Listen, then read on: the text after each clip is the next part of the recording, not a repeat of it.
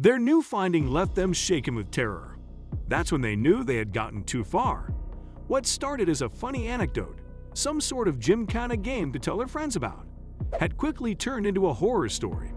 But now, it was too late to go back, and they would have to deal with the consequences. That's when the FBI stepped into the picture. Mark and Gina Dayton are a couple from Ohio who recently went through the scariest moment of their lives. It all started while they were getting around their new house in the suburbs of Columbus. They had visited the house several times before buying it, and they were convinced that it was the place of their dreams. But they didn't know about what the house was hiding in its basement. Over the span of a few weeks, a series of findings kept the couple busy. At first, they were curious and even amused by the mysteries that the house seemed to keep inside and the adventure it seemed to be taking them on.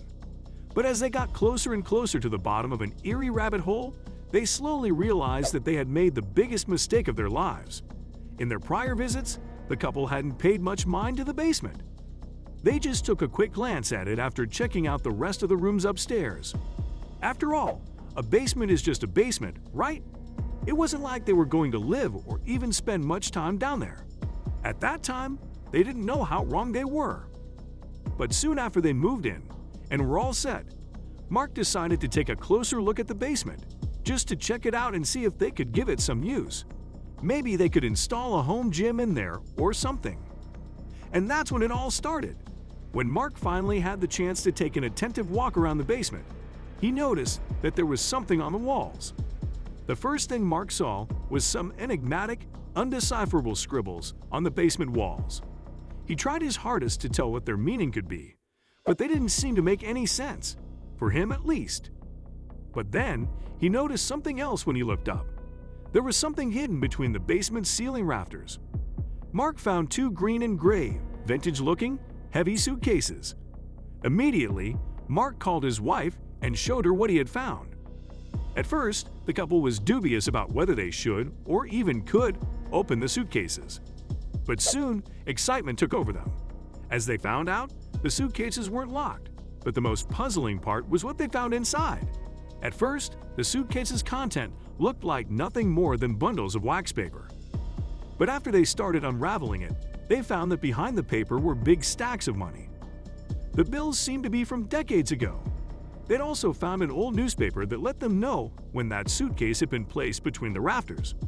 The newspaper was dated March 25, 1951. Now the couple felt excited. Who did that money belong to? Could they try to track him down? Did they really want to give it back? Or would they keep it?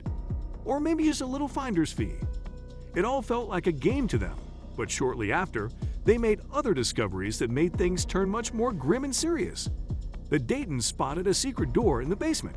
It was locked, and they had to call a locksmith to open it. The thrill and excitement made them shiver when they first walked through the door to see what was behind it.